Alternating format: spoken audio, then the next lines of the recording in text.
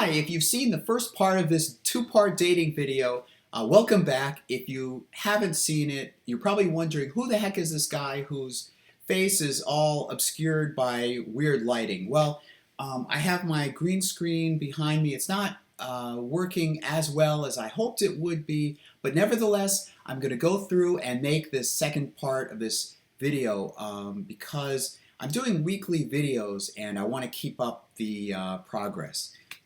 So in part one, you would have seen that this two-part dating video is a mock-up of what would be a dating matchmaking video service interview where I answered questions about myself, and in this part two, I'm going to answer questions relevant to the kind of ideal match I'm looking for. So let's get right into it. I'm not really married to an age range for the woman I'm looking for. I'm just interested in somebody who's, I guess, similar in age to myself, because that would mean that we probably understand similar things, or she'd be aware of things that I'm interested in. What took so long? Well, I'm 48, and if I meet somebody, she's probably going to wonder, well, what? You haven't been married before, and you don't have kids. Your dating life isn't that much. So, what happened? Why so late in life? Well, I started early. I started really after high school. I really wanted to find somebody. I went on dating sites, and I wanted to not waste somebody else's time because I wanted to date in order to find someone potentially for marriage. And I'm Jewish, and that means a lot to me. And living in an area that's not really in a Jewish area, not known for big Jewish population, really hindered it. So that's one of those things that's embarrassed me all through my life since high school. But I hope that somebody would understand that, and it wouldn't be such a big clue, because I have a big weird oddity about me, because I have a lot to offer, and actually, in some sense, some weird sense, I thought that if I haven't really seriously dated someone else, that she wouldn't be in the shadow of somebody else. Jewish would really be rank high. I mean, I could date somebody, but I don't think it would really be serious in terms of some kind of marriage in the future, because I really want a Jewish companion and a Jewish marriage, and I don't think it would work out with somebody who wouldn't be Jewish. There are general things like compassionate and curious, and there would be brownie points if she enjoyed film and television, and we shared interests. But basically, she's compassionate and nurturing and kind and considerate and so forth. I tend to be attracted to feminine women, so that would be certainly a high point too. Right out and open, if a woman is compassionate and actually cares for you, asks you how you're feeling, wants to cheer you up. I picked up a lot of, I guess, a lot of those attractions from my mom. Someone who cares about me, and on the other side, somebody who's very attractive physically, visually, enjoys dressing up in feminine ways, and I like blondes, but I'm not really that picky. Just a feminine look, and cares about someone, or cares about me, and asks me how I'm doing, and tries to show interest and tries to help me and is there for me and is dependable. Okay, right at the top of the list would be smoking, definitely smoking. Two, poor grammar, it turns me away, and a lack of curiosity about the universe and about learning new things, because I love to share what I know with her, and if she doesn't seem interested, and also The few times that I've been matched with somebody and we talked on the phone, and when she just asks me, okay, what do you do? Where do you live? And just doesn't contribute to the conversation, isn't isn't a very talkative person. I know the date won't go very well if she's not very bubbly and talkative. There was somebody, if I could go back, I won't mention her name, I guess I shouldn't. Um, there, if you know, if you're watching, maybe you know who you are. In middle school and then in high school, I knew this girl who was blonde, kind of an athletic build, and she was very bubbly and talkative and kind of flirtatious, and I felt attracted towards that. So altogether, uh, if the person smokes, that's a turn off. If the person isn't that flirtatious or bubbly kind of personality, talkative, and willing to at least contribute to the conversation and talk and contribute her own ideas, that is a turn off. And poor grammar, I know I said that before. That's about it. And of course, she should be Jewish. If she's Christian, especially observant Christian, that would be a total turn off. That was funny. I didn't even plan this, but communication intensity, right? Coming off on the heels of the other question, of course, communication, flirtatious. I mentioned that. Able to hold her own part of the conversation. I wanted to mention that moment, that dating sequence in the movie Coming to America with Eddie Murphy. There's somebody who, as I was watching the movie, there were different women that he was sitting with, and he was essentially auditioning them. And there's one that just kept talking about herself. I like to make my own videos, and I like to produce my own videos, and I want to star in the video, and and of course it cuts back to him, and he's bored to tears, and he's blah blah blah blah. I tend toward that type. Of course, you would have to be a good listener and let me talk for a bit, but I want somebody with that kind of energy. So I want somebody who, ambitious is such a cliche word, I guess, but somebody who is energetic and vibrant and likes to talk. And I still think back to that girl from high school who was very bubbly and very talkative. And what was attractive about her? She would ask me questions about myself. First of all, I feel flattered about that. But she would, like during class, she would ask me just questions about my own personal life. That was attractive. So I want that level of communication. Suppose the fun part, and the part that might be surprising for a lot of you, because maybe I come across as mild-mannered. I have a very high sexual appetite. I also like to, I don't want to say experiment. I like cosplay, for example, and mermaids and contortion, and I like different sexual positions and sexual um, dressing up and so forth, and experimentation and so forth. I'm not bi. I'm heterosexual. I'm not bi.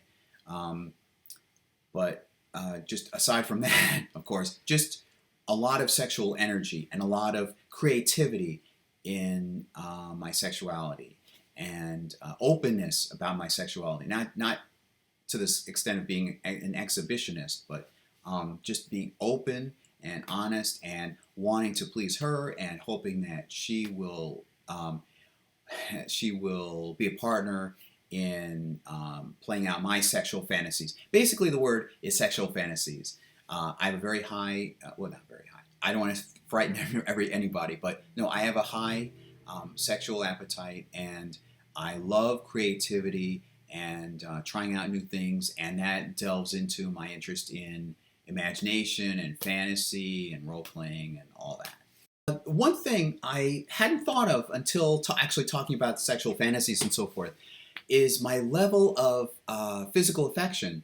Um, I'm I'm comfortable with kissing, and instinctively, what kind. There's a book. What sexual language are you? The different kind of sexual language, and I guess I would be a physical, affectionate. I haven't actually taken the test. I see myself as physically affectionate, although I might seem at first like a communication language or communication type, where I like talking or vocal or whatever it's called. But the feminine features and the face and the physical features, I see myself as being of a touchy. It seems like a scary thing, like a touchy. I guess not to a woman, perhaps if it's gentle and gradual or something, but a kind of hand holding, and I keep seeing the face, and I keep like soothing the face, like rubbing or soothing or touching. Not so much rubbing, but I suppose touching and kissing and gentle touches and talking and talking while you're in the act, or just even not in the act, just like in the bedroom or just talking. Again, this goes back to my mom and my relationship with my mom.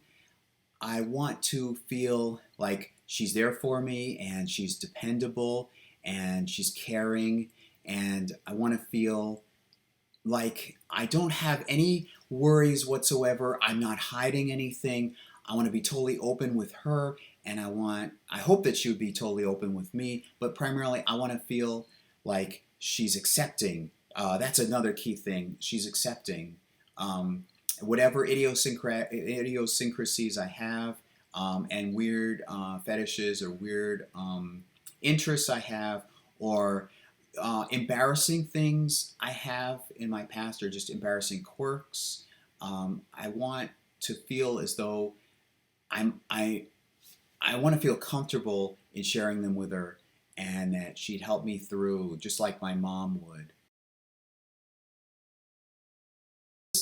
A lot of this depends on the television shows that I grew up with. I grew up with Bewitched. Well, a lot of shows, but I'm going to mention Bewitched, the Dick Van Dyke Show, and I Dream of Jeannie, and Silver Spoons, and so forth. Not that there, the women in those shows didn't have a work really outside the home. Silver Spoons was a little different. In other words, the leading actress worked in the home as a secretary. But I don't want to say that that's the kind of wife I'm looking for. But aside from that, I grew up on this simple life. Um, in the Dick Van Dyke Show, Rob Petrie was a writer. He had a child. He had a nice home in the suburbs. In New Rochelle, I think those are the suburbs. Um, and he had a loving relationship, physically affectionate relationship, an intellectually affectionate relationship with his wife. And his wife was very active, and they had a child, and he had a car. And I see myself as having that. That's the kind of life I've seen myself as having. And if I could alter it a bit, and the same thing with Bewitched. She was a witch. He worked outside the home in an advertising agency, but essentially the same thing. Loving marriage, physically affectionate marriage, intellectually affectionate marriage, and they had a couple kids eventually, and they were open with each other, and he had a good job, and they lived in a nice, comfortable, I say again, suburban neighborhood.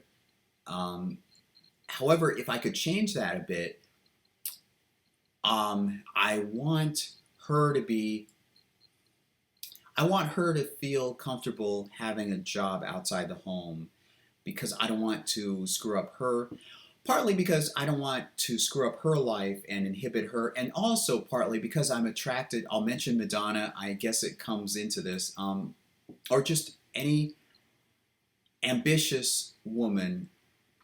I'm attracted to ambitious women. So if it were somebody who's a celebrity or some, I don't want to sound like I have a big head, but if it were like just ambitious, somebody ambitious who had a good job and enjoyed her job, I would feel proud of myself. First of all, I've got to get this in this video somewhere. I feel proud that here I am. Here's this intelligent, attractive woman who would want to spend her life with me. And I just think maybe like if you women out there, think of the role, the gender's reverse. Like if you were attracted to a guy and then the guy was a high profile actor or somebody or high status somewhere, you would feel flattered, I suppose. Like the same thing for me. I would feel flattered and I would feel that much more affectionate, that much more attracted to her and proud of myself. And I can I say flattered like for the fifth time or something? If she has all these great traits and she still finds me worthwhile to spend her life with.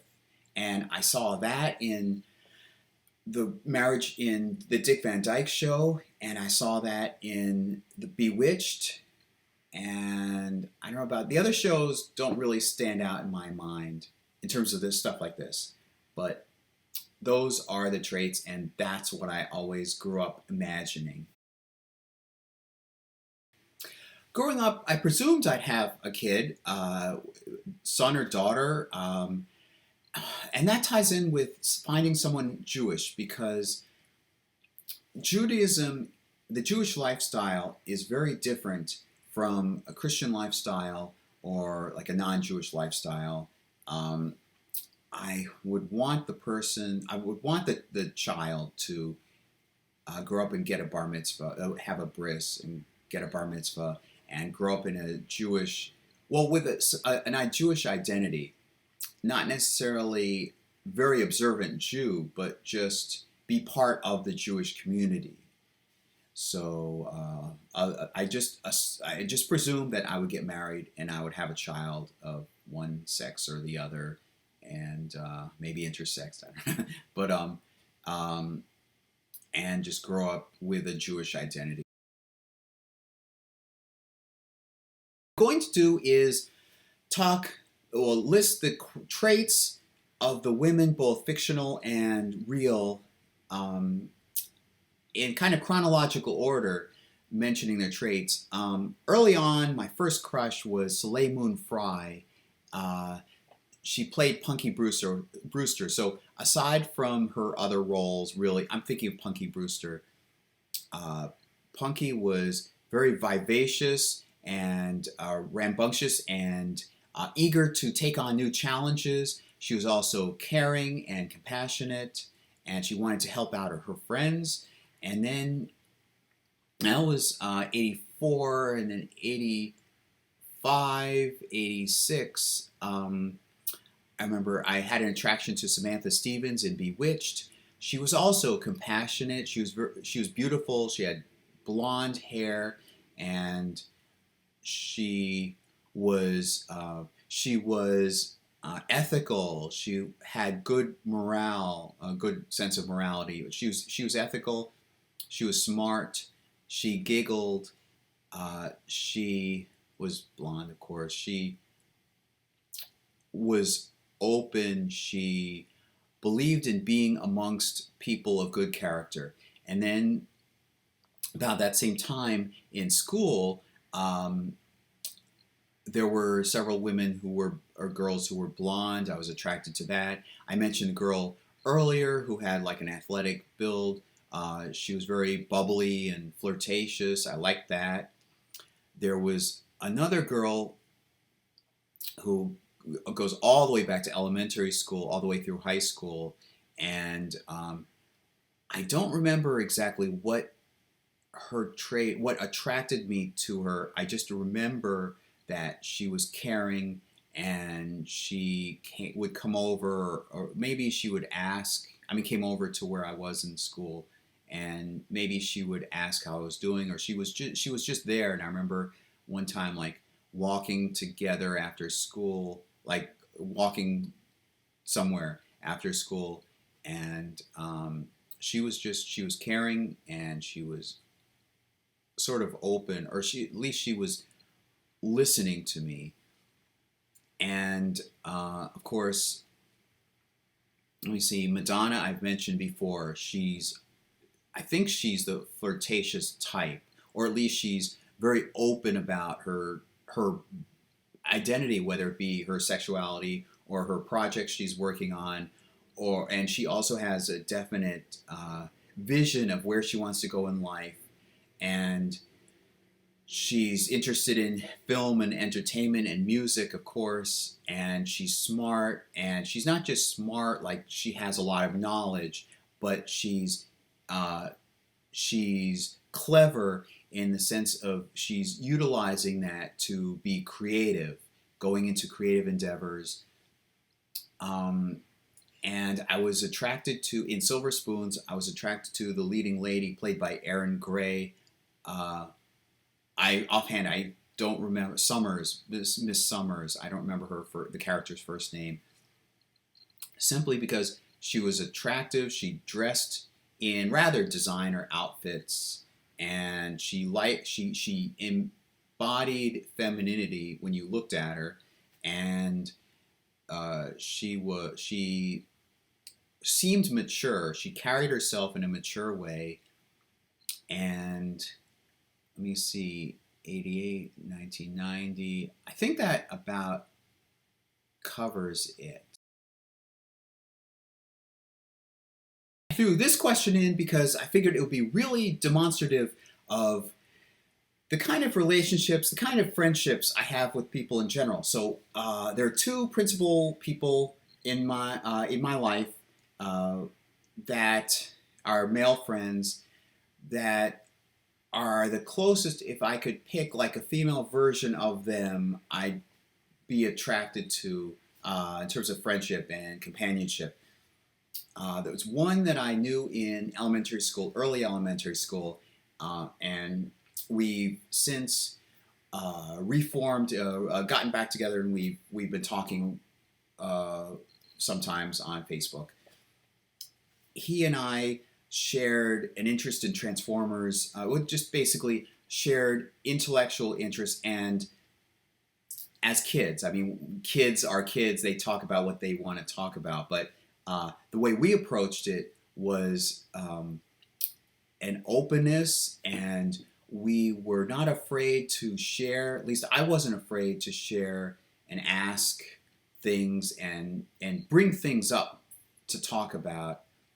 And I don't think he was either. I don't think he was afraid. And I don't think we were. Our friendship wasn't challenged that much. I remember something where he wasn't allowed to go for some certain reason. He wasn't allowed to go into the apartment complex where I'd been living at the time. My mom had been living with me at the time, just because of some past experience with somebody else.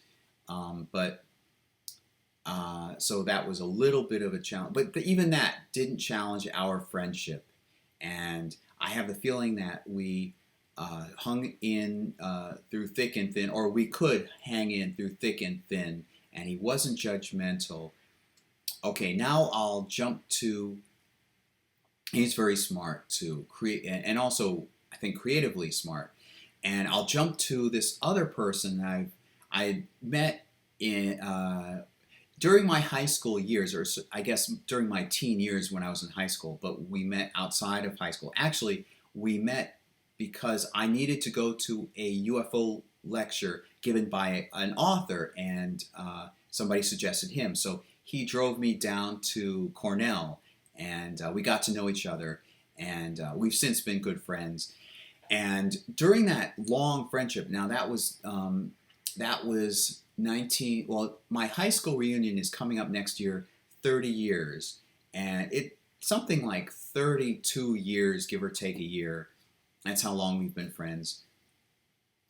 And he has talked with me, like I would call him up. Okay, when I felt lonely, when I felt stress, I would call him, and of course, it depends on what period of time, like what he was going through. Maybe he was very busy, and part of it maybe just that he's that type of person or something. But um, I would call sometimes, especially during the lonely periods of my life or the periods of stress in my life, and he would at least say, I can't talk for very long, or we can talk while I'm doing this other thing.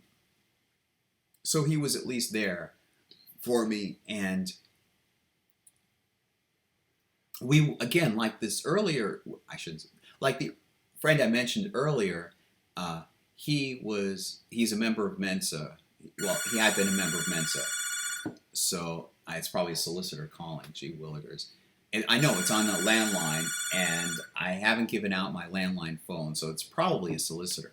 Uh, anyway, I'll demonstrate how well I can speak in the midst of distractions, okay?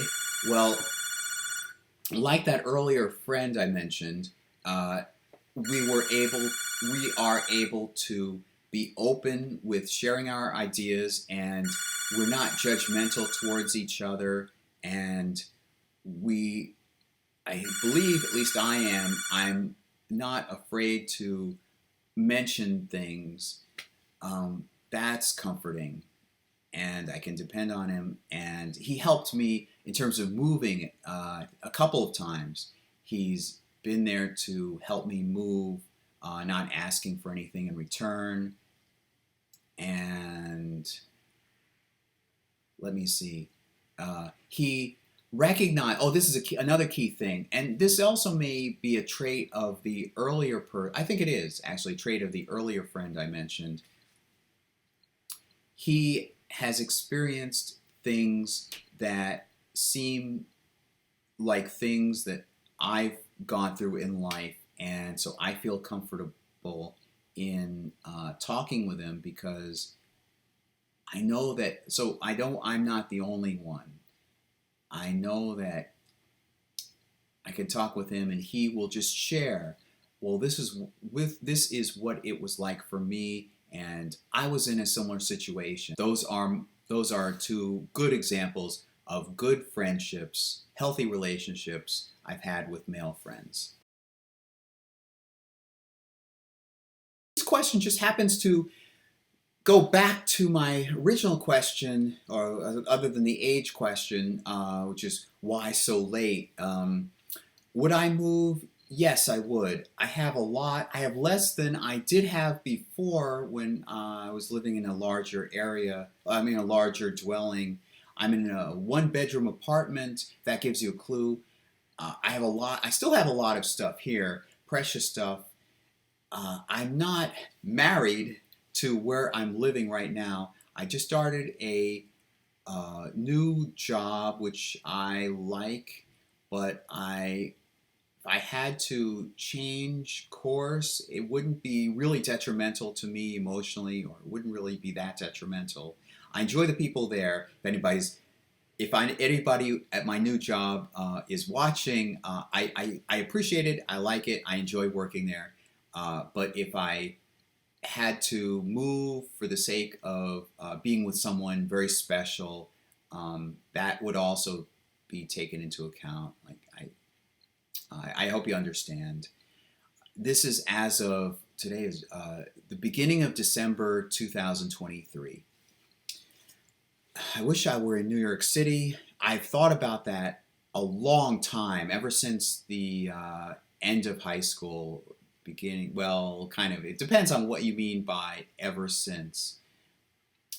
Uh, Growing up, like in middle school and so forth, I wanted to live in Los Angeles and I wanted to live in New York for career reasons. And then after high school graduation, I became more interested in finding, going to date. And to me, at that point, going to date means finding somebody who's a potential partner in life and getting married. And I didn't want, this also goes back to the beginning of the video, that's why I didn't want to waste somebody's time with somebody who wouldn't really be possibly serious, or that somebody that I wouldn't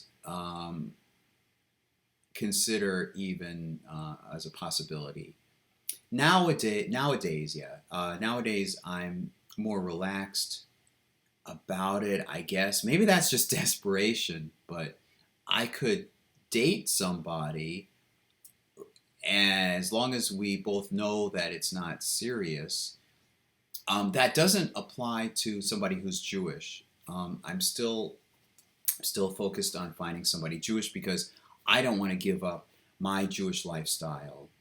And if we have a child, I don't know about that. Now at my older age, I mean, I think I'm still fertile. You know what I mean. Older age parents or whatever. I don't know if we could have a child, but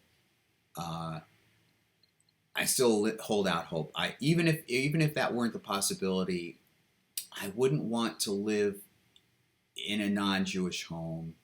It's very personal to me, and I hope people understand that Judaism isn't just a weird form like Christianity. It's just altogether different.